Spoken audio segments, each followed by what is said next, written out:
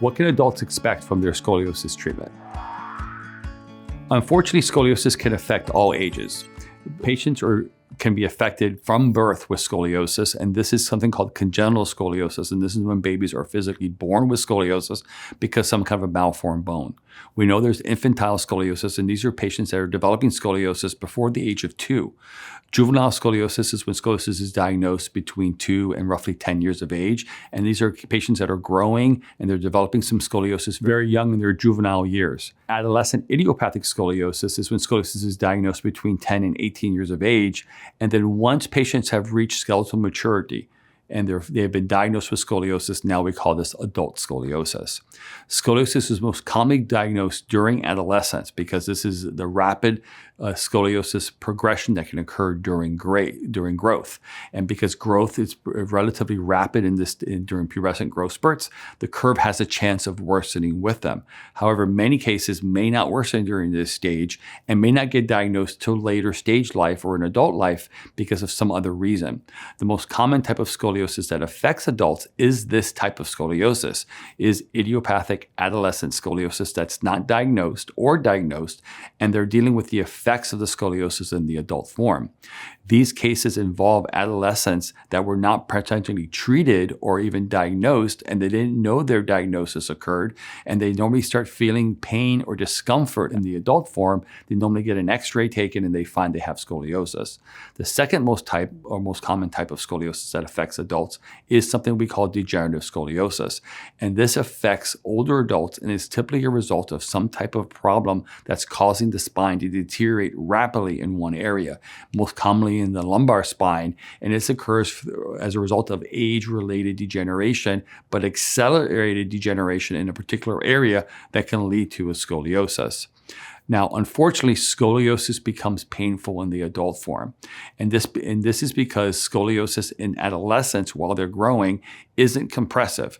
These younger patients are still growing. They're constantly lengthening as a result of growth. This counteracts any types of compressive forces that the unnatural curvatures can cause. So therefore, most young kids, no matter what size their curve becomes, they don't experience a lot of discomfort or pain. In fact, I have patients that have 60, 70, 80, 90 degree curvatures during adolescence, and they feel no pain. The largest curve I've ever seen in an adolescent patient has actually been 155 degrees, and that child had very mild discomfort, almost none at all. So you can have a relatively very severe scoliosis and experience no discomfort or pain. However, the opposite is true for adults. We know a result of compression as a result of the scoliosis, this uneven compression. Scoliosis can induce pain in the adult form as a result of compression over time. And it's this compression of the surrounding muscles, the nerves, the tissues is the main reason why patients experience scoliosis pain. And in many cases, the scoliosis isn't diagnosed until it becomes compressive and painful. And in adolescence, they don't feel pain, so sometimes they don't know this is happening. But in the adult form, as it becomes compressive, it can lead to this pain. Now, the amount of progression in the adult form doesn't have to be significant for there to be pain as a result in the adult stage. Meaning you can have a 20-degree curve in the adolescent stage, not get diagnosed. You can go from 20 to 25 in the adult form. Because of compression, you'll start to feel pain as a result of that 5 degrees of progression. So in the adult form, you don't need to have a significant amount of movement for it to be causing pain or discomfort because the progression is completely different. In fact, in patients that actually know they have scoliosis and they're in the adult form and they knew they had it as an adolescent and they start experiencing pain in the adult form, a lot of them discount their scoliosis as the cause because they say, I've had scoliosis my whole life, it's never hurt, and now I'm feeling pain. There must be another reason. They don't think it's their curve, but what they're not understanding is that the curve is worsening because of a different reason than it did as in the adolescent stage. And in fact, many doctors will even discount their scoliosis as being a cause because they think because kids don't feel pain, adults shouldn't feel pain either. But scoliosis almost always causes pain in the adult form, and the pain can involve muscle pain, back pain. It can be pain that radiates into extremities during a nerve compression. The pain in scoliosis is the main symptom that brings on diagnosis, where in children it doesn't. And in scoliosis, as the curve becomes more severe, as it progresses, it's more likely to lead to more pain. And the most common age of onset of pain tends to be around 40 years of age. Somewhere around that time, normally they can have dull, achy pain between 20 and 40 or 20 and 50, but normally it's pain that a lot of people then would just stay flexible, or they do exercises, maybe they get massages, maybe they go to chiropractors. But somewhere around 40 or 50, the pain severity can start to change because the rate of progression is changing, and it can start to lead to more pain and discomfort. Now, really, the best way to manage scoliosis pain is to manage the scoliosis curvature. What happens with most patients is normally the symptoms are treated, but not the curvature. In order to have sustainable long-term scoliosis pain management, it's best achieved through proactive scoliosis treatment. Scoliosis pain is a symptom of scoliosis. It's not the cause. Like, scoliosis pain is not the cause, it's a symptom. Therefore, it must be treated effectively. Now, a lot of times patients will go have MRIs taken, they'll go have other testing done, they'll find disc degeneration, they'll find spinal stenosis, they'll find bone degeneration. And now these doctors will start treating these things. And these are also symptoms of scoliosis.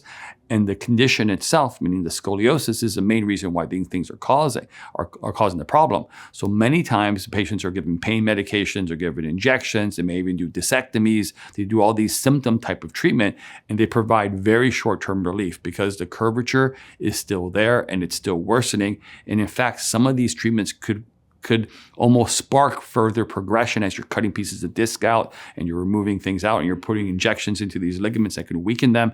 They potentially could lead to more progression, more rapid progression.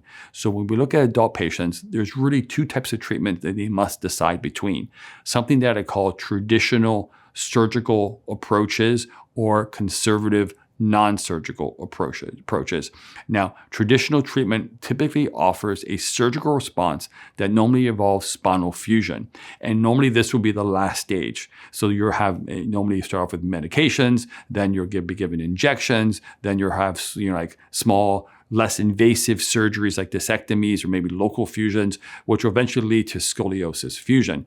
Now, normally they only go that far is if your pain becomes debilitating and your curves become severe in size, not severe in dysfunction, severe in size. So you got to have severe dysfunction and severe size of scoliosis to be considered a candidate for spinal fusion. That normally takes years and years and years to occur. Patients are somewhere under 50, 60, 70 years of age. And at this time, they're normally recommended spinal fusion, but in many cases, these patients don't qualify for spinal fusion because they can't survive it. Non-surgical conservative treatment offers a much safer, less invasive treatment alternative. And typically, this approach is going to be focusing on the structure of the curvature from the very beginning, because typically conservative treatment looks at reducing the size of curvature and letting the symptoms resolve as a result of curve improvement. So the treatment goals are very different. One is managing symptoms until you become big enough to have surgery, or curve becomes big enough to have surgery. One's trying to reduce the size of curve, trying to stop the curve from progressing to try to avoid spinal fusion and surgery. Two very different paths.